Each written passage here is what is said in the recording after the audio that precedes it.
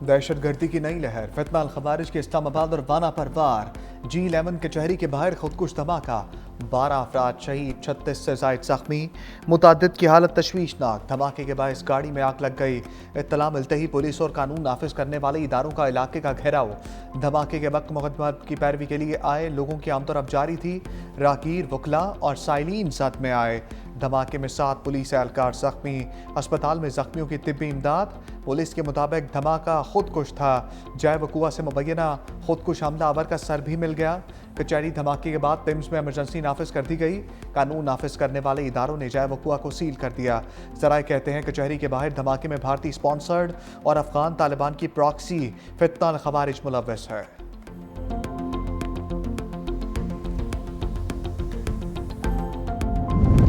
इस्लामाबाद खुदकुश हमले पर तहकीकाती इदारों की इब्तदाई रिपोर्ट तैयार। रिपोर्ट के मुताबिक खुदकुश हमलावर बाजौड़ में रिहाइश पजीर था। खुदकुश हमलावर जुम्मा के रोज़ इस्लामाबाद पहुंचा। पीर बधाई से मोटरसाइकिल पर G11 कचहरी आया। हमलावर की मोटरसाइकिल का नंबर भी ट्रेस। खुदकुश हमलावर ने चादर ओढ़ रखी थी। वज़ीर दाखिला मोहसिन नकवी कहते हैं मोटरसाइकिल सवार खुदकुश हमलावर ने कचहरी में जाने की कोशिश की।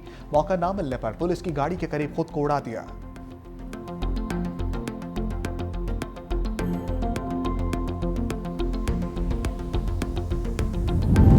एडवोकेट सुप्रीम कोर्ट बनने वाला वकील भी खुदकुश हमले में शहीद। वकील जुबैर असलम ने अदालत उस्मा का वकील बनने की खुशी में मिठाई भी तकसीम की।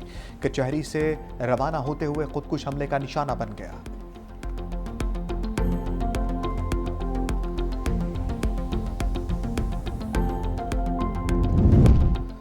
जनूबी वज़ीरिस्तान के कैडेट कॉलेज वाना पर खवारिज का बुज़दिलाना हमला, भारतीय प्रॉक्सीज फितना अल खवारिज और फितना अल हिंदुस्तान के दहशतगर्द शामिल।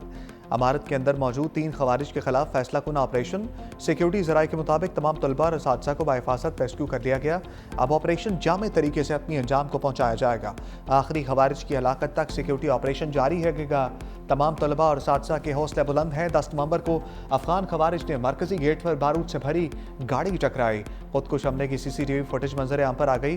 वाज़े देखा जा सकता है कि कैसे कॉलेज के गेट पर खुदकुश धमाका किया गया। सिक्योरिटी ज़राए के मुताबिक धमाके से कॉलेज का मरकजी दरवाज़ा मुकम्मल तौर पर मुनहदिम हो गया, जबकि करीबी इमारतों को भी नुकसान पहुंचा। पाक फौज के जवानों ने बहादुरी से कार्रवाई करते 2 खवारिज को मौका पर ही अंजाम तक पहुंचाया। पर एक खुदकुश हमला हुआ है और वो हमला अब आप देख सकते हैं कि जितना यहाँ पे नुकसान हुआ है उसमें अभी तक 12 लोग जो हैं वो शहीद हो चुके हैं और 27 के करीब ज़ख्मी हैं। ज़ख्मियों का हम इलाज ऑलरेडी कर रहे हैं। हमारी टीम ऑलरेडी हॉस्पिटल में मौजूद है और जो बेस्ट फैसिलिटी दे सकते हैं दे रहे हैं। और प्राइम मिनिस्टर खुद भी अभी हॉस्पिटल वालों से वो भी बात कर रहे थे और उनको कह रहे थे कि जो लोग ज़ख्मी हैं उनका जितना हम इलाज करा सकते हैं कराएँ। वाना हमले में अफगानिस्तान मुलव्वस है। वफाकी वज़ीर दाखिला मोहसिन नकवी की अफगान रजीम को सख्त वार्निंग। जुडिशल कम्प्लेक्स का दौरा, कचहरी धमाके के मुकाम का जायजा, कहा मालूम है अफगानिस्तान क्या कर रहा है। सिक्योरिटी पर समझौता नहीं होगा। अफगान तालिबान को पाकिस्तान में दहशतगर्दी रोकना होगी, वरना खुद दहशतगर्दों का बंदोबस्त करेंगे। हमले में जो मुलव्वस हुआ चाहे दूसरे शहर का हो, कोई माफ़ी नहीं। हमलावर कैडेट कॉलेज में लोगों को यरगमाल बनाना चाहते थे मगर कामयाब नहीं हुए। हमलावर अफगानिस्तान में अपने हैंडलर्स से राब्ते में थे।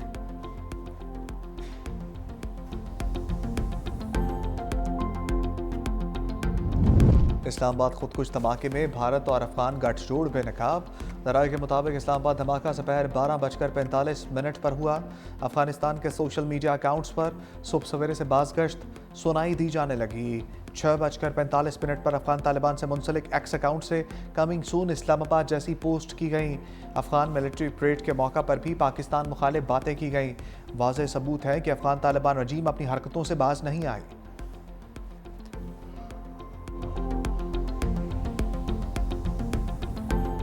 Afghanistan must understand the lasting peace can only be realized by reining in TTP and other terrorist groups operating from Afghan territory. Last month, from the Afghan side, our response was firm and decisive, teaching an unforgettable lesson to those who attacked Pakistan. Afghanistan को समझना होगा TTP की हमायत से अमन हासिल नहीं होगा। भारत खित्ते में प्रॉक्सीज के जरिए दहशतगर्दी से बाज रहे। वज़ीर आज़म शहबाज शरीफ की तनबीह, वाना कैडेट कॉलेज और इस्लामाबाद कचहरी धमाकों की मजम्मत। कहा दोनों हमले खित्ते में भारतीय रियासती दहशतगर्दी की बदतरीन मिसाल हैं। जिम्मेदारों को कैफरे किरदार तक पहुंचाकर दम लेंगे। भारतीय दहशतगर्द प्रॉक्सीज की पाकिस्तान के निहत्ते शहरियों पर दहशतगर्दाना हमले काबिल मजम्मत हैं। निहत्ते और मासूम पाकिस्तानियों का खून रायगा नहीं जाने देंगे। फितनाल हिंदुस्तान और फितनाल खवारिज के आखिरी दहशतगर्द की सरकूबी तक जंग जारी रखेंगे। वक्त आ गया दुनिया को भारत की मज़मूम साजिशों की मजम्मत करनी चाहिए।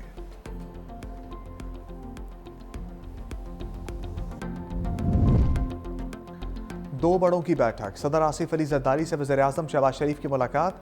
चेयरमैन पीपल्स पार्टी बिलावल भुट्टो भी शरीक। मुलाकात में मुल्क की मौजूदा सिक्योरिटी सूरत-ए-हाल पर तबादला ख्याल, कौमी असम्बली में 27वीं तरमीम से मुताल्लिक वोटिंग पर गुफ्तगू, सदर मुमलिकत और वज़ीर आज़म की दहशतगर्दी के हालिया वाक़यात की शदीद मज़म्मत।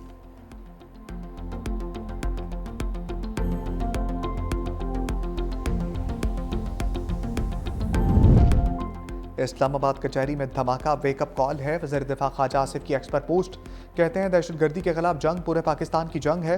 इस्लामाबाद तक इस जंग को लाना काबुल की तरफ से एक पैगाम है। काबुल के हुक्मरान इस दहशतगर्दी को रोक सकते हैं। पाकिस्तान दहशतगर्दी का भरपूर जवाब देने की कुव्वत रखता है।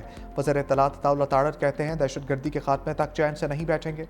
भारत और अफगानिस्तान को पाकिस्तान की तरक्की हजम नहीं हो रही। दहशतगर्दी से पाकिस्तानी कौम दबने वाली नहीं।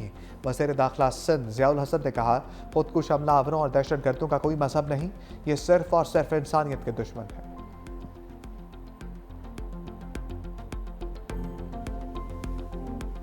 इस्लामाबाद में एक जगह पर ब्लास्ट हुआ है।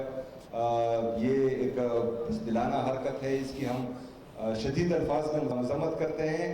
और इस तरह जो है कल हमारे वाना में भी एक कैडेट कॉलेज पर अटैक हुआ था, उसकी भी हम मजम्मत करते हैं। और इन चीज़ों से जो है हम डरने वाले नहीं है। इंशाल्लाह पूरे पाकिस्तान में और खुसूसी तौर पर खैबर पख्तूनख्वा में अमन लेकर आएंगे इंशाल्लाह। वज़ीर आला खैबर पख्तूनख्वा सोहेल अफरीदी की इस्लामाबाद और वाना में दहशतगर्द हमलों की मजम्मत। कहा मासूम तलबा और शहरियों को निशाना बनाना इंतहाई बुज़दिलाना और अफसोसनाक इक़दाम है।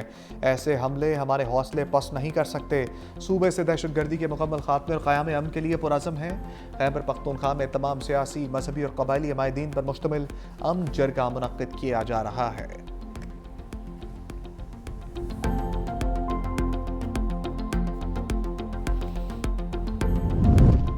खैबर पख्तूनख्वा में अमन अमान का मिशन, सूबे का सबसे बड़ा जरगा आज केपी असम्बली में होगा। अमन जरगा 10:30 बजे शुरू होगा। तमाम इंतजाम मुकम्मल कर लिए गए। गवर्नर खैबर पख्तूनख्वा फैसल करीम कुंडी और वज़ीर आला सोहेल अफरीदी शिरकत करेंगे। शिरकत के लिए सूबाई हुकूमत की जानिब से तमाम सियासी पार्टियों को दावत। जमीयत उलमा इस्लाम, अवामी नेशनल पार्टी, जमात इस्लामी, मुस्लिम लीग नून, पीपल्स पार्टी की सूबाई क़यादत शिरकत करेगी। सूबे में अमन व अमान के हवाले से गौर व खौज किया जाएगा।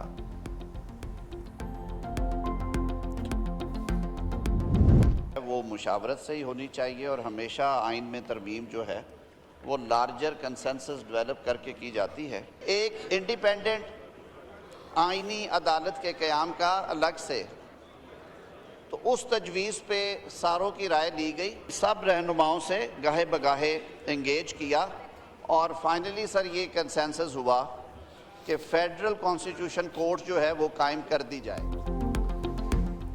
27वीं तरमीम कौमी असम्बली में भी पेश, मंजूरी आज ली जाएगी। इजलास दिन 11 बजे होगा। कौमी असम्बली सेक्रेटेरिएट ने 11 नुकाती एजेंडा जारी कर दिया। तरमीम की मंजूरी के लिए 224 वोट दरकार। हुक्मरान इत्तेहाद के पास 237 की अक्सरियत मौजूद। आज़म नज़ीर ताड़र ने असम्बली में इज़हार ख्याल करते हुए कहा आइनी तरमीम इत्तफाक़ राय से की जाती है। मीसाक़ जमहूरियत में आइनी अदालत के क़याम का बुनियादी नुक्ता शामिल था। मुश्तरका कमेटी में अपोजिशन को बैठना चाहिए था। दुनिया भर में आइनी मामलात की समाअत आइनी बेंच करता है। दुनिया के दीगर ममालिक में जजेस की तकर्री जुडिशल कमीशन के जरिए की जाती है। आज़म नज़ीर ताड़र की तकरीर के दौरान अपोजिशन का शोर शराबा, हुकूमत के खिलाफ नारेबाजी।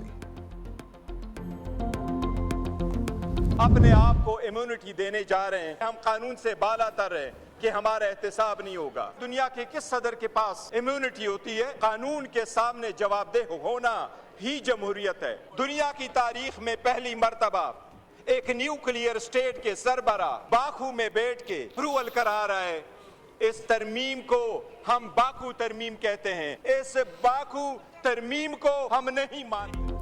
बैरिस्टर गौहर की 27वीं आईनी तरमीम पर गरज बरस, हुकूमती बेंचेस पर लफ्जी गोले दाग दिए। सवाल किया कि दुनिया के किस मुल्क में सदर के पास इस्तिस्ना है? कानून के सामने जवाबदेह होना ही जमहूरियत है। आज जमहूरियत के लिए सोग का दिन है। हम इस तरमीम को तस्लीम नहीं करते। सरबराह बाहर बैठकर तरमीम करा रहे हैं।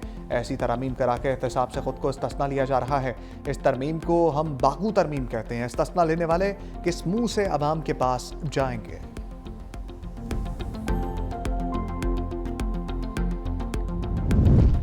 शाजिया मलिका 27वीं तरमीम को बाकू तरमीम कहने पर जवाबी एक्शन। कहा, आपने बाकू तरमीम की बात की। बाकू हमारा दोस्त मुल्क है। इस्तिस्ना दीगर ममालिक में भी सदूर को हासिल है। आपने चाइना के साथ ताल्लुकात ख़राब किए, वफूद के साथ दूसरे ममालिक जाते हैं लेकिन कमेटीज़ में नहीं आते।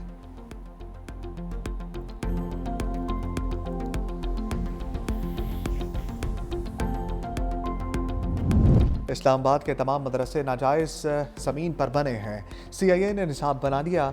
वज़ीर दिफ़ा ख्वाजा आसिफ का इंकशाफ। कौमी असम्बली में बोले, मुल्क का तालीमी निसाब अफ़गान जहाद लड़ने के लिए तब्दील किया गया। हम आलमी ताकतों के मफादात के तहफ़्फ़ुज़ के लिए अपने निसाब को बदल देते हैं। इस निसाब की वजह से मुतशद्दिद ज़हनियत ने जन्म लिया।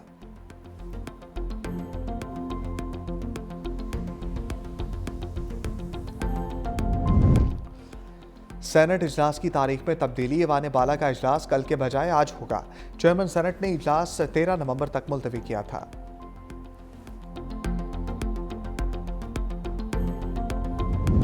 सलमान अकरम राजा ने पार्लियामान और हुकूमत को मसनूई करार दे दिया।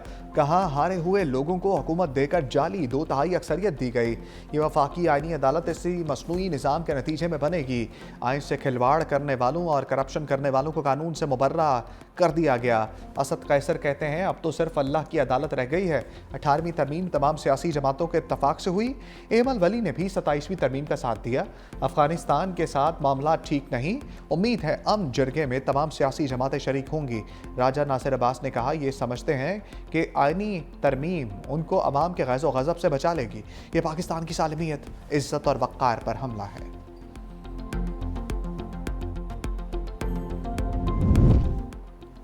जस्टिस अतर मेलुल्ला ने अदलिया के किरदार पर सख्त सवालात उठा दिए। सुप्रीम कोर्ट के सीनियर जज का चीफ जस्टिस पाकिस्तान को खत लिखा। सुप्रीम कोर्ट अक्सर ताकतवर के साथ खड़ी रही, अवाम के साथ नहीं। जुल्फ़िकार अली भुट्टो की अदालती फांसी अदलिया का नाकाबिले माफ़ी जुर्म था। बेनज़ीर भुट्टो, नवाज शरीफ और मरियम नवाज के खिलाफ कार्रवाइयाँ भी इसी सिलसिले की कड़ियाँ हैं। खत में कहा गया, इस्लामाबाद हाई कोर्ट को अवामी एतमाद हासिल करने पर निशाना बनाया गया और बहादुर जजेस के एतराफ़ात सुप्रीम कोर्ट के ज़मीन पर बोझ बन चुके हैं।